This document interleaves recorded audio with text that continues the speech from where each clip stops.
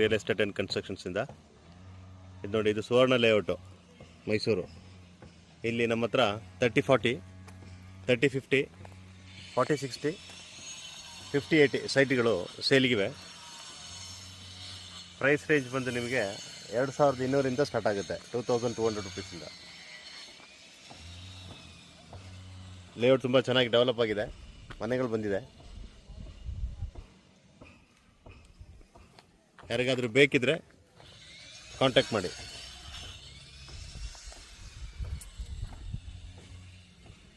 Thirty 40, 30-50, 40-60, 50-80 ಸೈಟ್ಸ್ಗಳು. Already ಸುಮಾರು ಮನೆಗಳು constructions ಆಗಿದೆ.